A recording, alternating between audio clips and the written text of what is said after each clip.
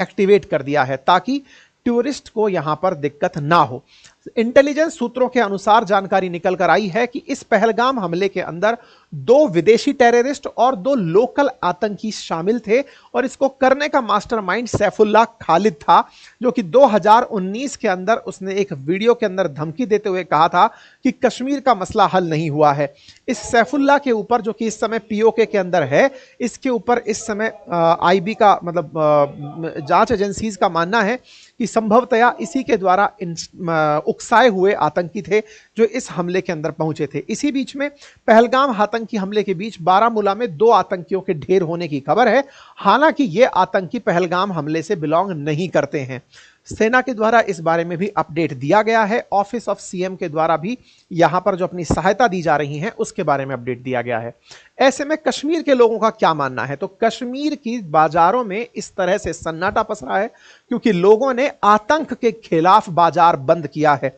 यह अपने आप में कश्मीर में चल रही एक बयार है, जिसे आप इस तरह से देख सकते हैं कि टूरिज्म कश्मीर के लिए कितना जरूरी है। इसे देखते हुए टूरिज्म को बाधित करने वाले इन आतंकियों की साथ इस बार आम जनता ने भी नहीं दिया है।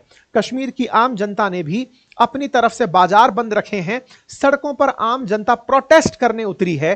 खुद पहलगाम के अंदर टैक्सी यूनियन प्रोटेस्ट करने उतरी हुई है।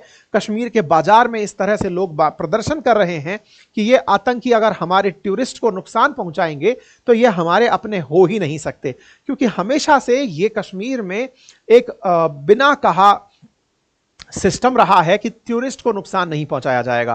क्यों नहीं पहुंचाया जाएगा? उनका मानना है कि टूरिस्ट अगर आता है तो कश्मीर के कश्मीरियों को 2 पैसे की कमाई होती है और उस कमाई को ही अगर कोई बाधित करने के बारे में विचार कर रहा है तो वो कश्मीरियों का भला नहीं सोच सकता। ऐसा कहते हुए लोग यहां पर प्रोटेस्ट पर हैं। इसी के साथ साथ अमेरिका के राष्ट्रपति का भारत के प्रधानमंत्री को कॉल आता है।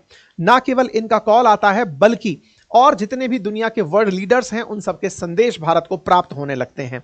डोनाल्ड ट्रंप के द्वारा कॉल पर प्रधानमंत्री को पूरी तरह से सपोर्ट दिया गया और कहा कि हम इंडिया के साथ मजबूती से खड़े हैं।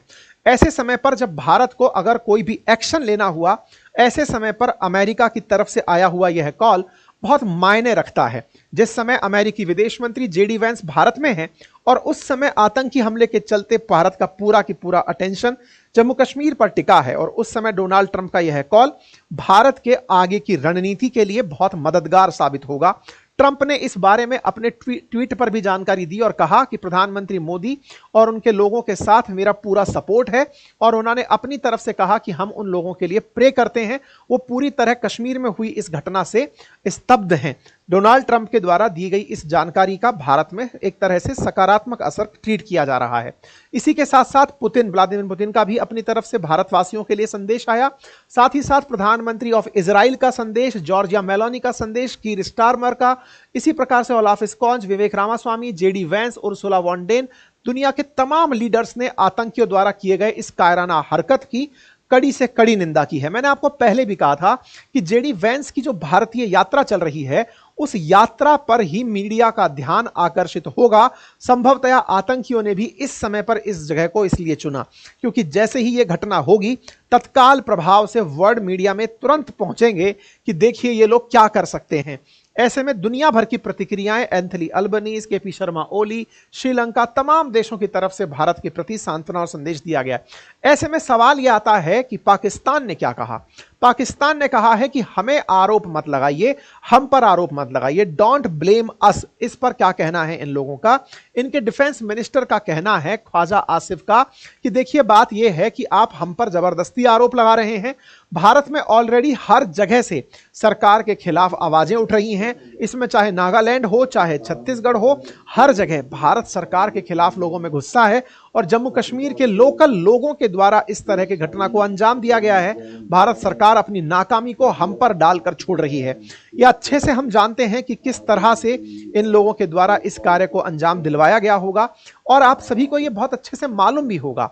जब बलूचिस्तान के द्वारा डिमांड की गई थी पाकिस्तान से अलग होने की, बलोच क्रांतिकारियों के द्वारा पाकिस्तानी सेना को टारगेट किया गया था, जब भारत के अंदर बलूचिस्तान को सेपरेट करने की मांग की जा रही थी पाकिस्तान से, उस समय पाकिस्तान को लगा होगा कि जहां एक और बलूचिस्तान में चाइना से होकर के ग्वादार पोर्ट तक जो कि बलूचिस्तान में है बड़ी मात्रा में इन्वेस्टमेंट आ रहा है, तो क्यों ना भारत का जो बड़ा पैसा इस समय जम्मू कश्मीर में लग रहा है, या फिर जम्मू कश्मीर जो टूरिज्म से इतना फ्लरिश हो रहा है, इसे अगर इतना ही पैसा मिल गया तो इन्हें पाकिस्तान की तरफ से कभी भी समर्थन की जरूरत ही ना होगी।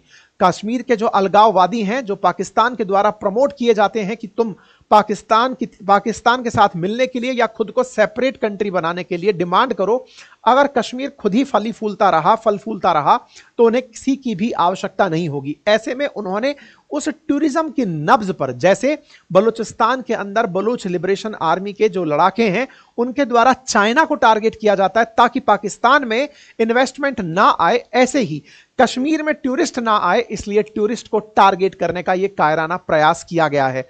लेकिन इन दोनों में बड़ा अंतर है।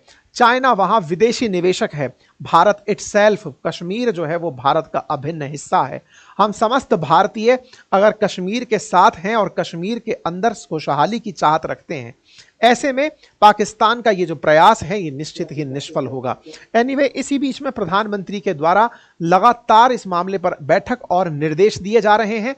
कश्मीर के अंदर बंद है आज के दिन, एयरलाइंसेज अपनी तरफ से लोगों की मदद कर रही हैं। विदेशी मीडिया की अगर हम बात करें तो CNN के अंदर इसे गनमैन के रूप में काउंट किया गया कि गनमैन ने हिमालयन रीजन के अंदर गोली चलाई। ऐसे ही अल जजीरा ने इसे इंडियन एडमिनिस्ट्रेड कश्मीर के अंदर गनमैन, यहां किसी ने भी टेररिस्ट वर्ड यूज नहीं किया। इंटरेस्टिंग है, गनमैन ओपन फायर। आप सोच सकते हैं कि यह मीडिया कितना ज्यादा बायस्ड है। भारत में आतंकी हमला होता है, अल जजीरा लिखता है गनमैन किल एटलीस्ट 26, गनमैन किल 26, ये नंबर CNN ने लिखा है।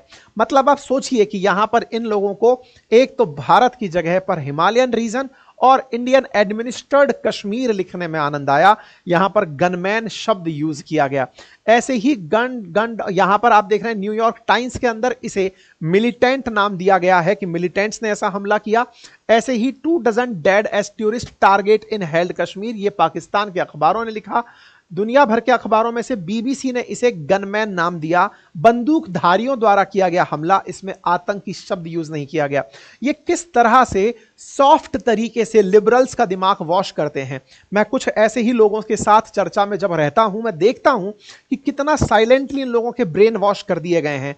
लोग इस घटना के अंदर कह रहे हैं कि उसने धर्म पूछकर गोली चलाई, इसमें आपको क्या आपत्ति है। ये नहीं देख रहे हो कि वहां पर इतनी सेना है, फिर ये लोग कैसे पहुंच गए। इतनी सेना है तभी 2019 से लेकर अब तक कोई बड़ी वारदात नहीं हुई। इतनी सेना है तभी सेना का भेष धर करके इन्हें हमला करने की आवश्यकता पड़ी कि सेना का ही भेष धारण करेंगे तो कुछ हो सकता है।